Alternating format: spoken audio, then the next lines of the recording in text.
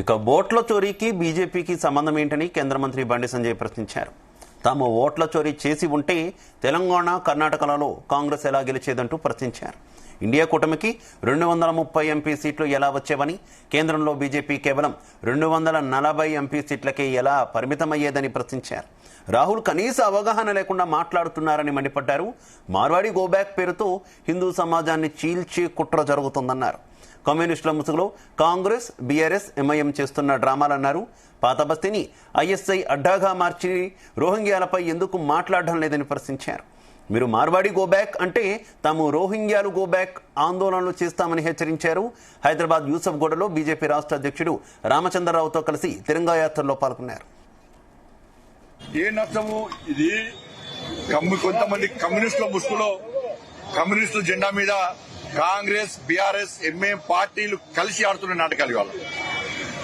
ఇవాళ గుజరాతీలు హిందూ ధర్మాన్ని, సనాతన ధర్మాన్ని కాపాడే వ్యక్తులు కాబట్టి వాళ్ళందరూ భారతీయ జనతా పార్టీకి అనుకూలంగా ఉంటారు, హిందూ ధర్మానికి అనుకూలంగా ఉంటారని చెప్పి ఒక ప్లాన్ ప్రకారం ఇదంతా జరుగుతున్నది.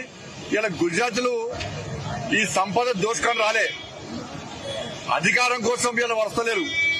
మాకు అధికారం కావాలని వాళ్ళు అంటలేరు. ఇవాళ మాకు ఈ తెలంగాణ సంపద దోచుకోవడం కోసం వస్తలేరు. వాళ్ళు ఇవాళ వాళ్ళు వ్యాపారాలు చేసుకుంటున్నారు. దానివల్ల తెలంగాణ జీడీపీ పెరిగింది. వాళ్ళు వ్యాపారాలు చేసుకుంటున్నారు. దేనికోసం పోయాలంటారు? ఇవాళ ఈ దేశంలో ఏ ప్రాంతంలోనైనా ఎవరైనా నివసించే హక్కు ఉన్నది. తెలంగాణకు సంబంధించి చాలా మంది ఇతర రాష్ట్రాల్లో ఉంటున్నారు. వాళ్ళదంటురా మరి తెలంగాణ ప్రజలు దీన్ని క్షమించారు. ఇలా వాళ్ళ సిగ్గుంట కొంచెం అకాలుంటే వాళ్ళు అనేక మంది రోహింగ్యాలు వచ్చి ఈ హైదరాబాద్ లో ఉంటున్నారు. వాళ్ళ గురించి మాట్లాడమని చెప్పండి.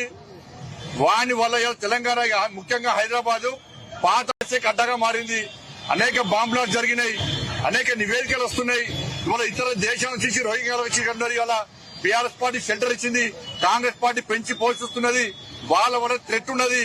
ఎప్పటికైనా ఇబ్బందులు రావచ్చు తెలంగాణ రాష్ట్రానికి. మళ్ళీ వాళ్ళ గురించి మాట్లాడమని చెప్పండి. ఇవాళ బీసీలైనా, హిందువులైనా, బీసీల యొక్క కొట్టగొట్టే వ్యక్తులు వీళ్ళందరూ కూడా, మైనార్టీలు అందరూ కూడా. నేను అంటుండే ఇవాళ మటన్ ఎవరు కొట్టాలి? ఇవాళ మార్వాడీలు ఎవరు కురవుతుంది దెబ్బతిస్తలేరు. మార్వాడీలు ఎవరిని దోచుకుంటలేరు, వాళ్ళు దాచుకుంటలేరు. వాళ్ళ వ్యాపారాలు చేసుకుంటున్నారు. ఇవాళ హిందువులైనటువంటి ఇలా మటన్ ఎవరు కొట్టాలని మీరు ఎప్పుడు మటన్ ఎవరు కొట్టాలి? కట్కోలు మటన్ కొట్టాలి. హిందువులైన కట్కోలు మటన్ కొట్టాలంటే నయీం మటన్ షాప్ కట్కోలో పుట్టగొట్టేది ఎవరు చెప్పండి? ఇవాళ కూడవతలు పుట్టగొట్టేది ఎవరు చెప్పండి? ఇవాళ డ్రై క్లీన్ షాప్ ఎవరు కొట్టాలి? రజకులు డ్రై క్లీన్ షాప్ కొట్టాలి. హిందువులైన రజకులు పుట్టగొట్టేది ఇవాళ మోడ్రన్ డ్రై క్లీనర్ అంటారు. ఇవాళ డెకరేషన్ ఎవరు చేయాలి? మేధలో డెకరేషన్ చేయాలి. డెకరేషన్ ఎవరు చేస్తున్నారు? ఇవాళ ఇలా హిందువుల కులవతం దెబ్బతీసేది వీళ్ళు. ఇలా హిందువులను రాసి రంపాన పెట్టేది వీళ్ళ.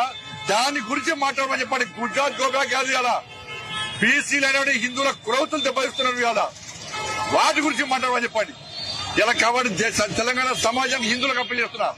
ఇది ఒక కుట్రలో భాగంగా ఎంత జరుగుతున్నది. ఇవాళ తెలంగాణ రాష్ట్రంలో హిందువులందరూ ఓటు బ్యాంక్గా మారబోతున్నారు. హిందూ సమాజం జాగృతం కాబోతున్నది. కాబట్టి వాళ్ళ హిందూ సమాజం చీచే కుట్రలో భాగం లేదు. కాబట్టి దీన్ని ఎవరు పట్టించుకోదు.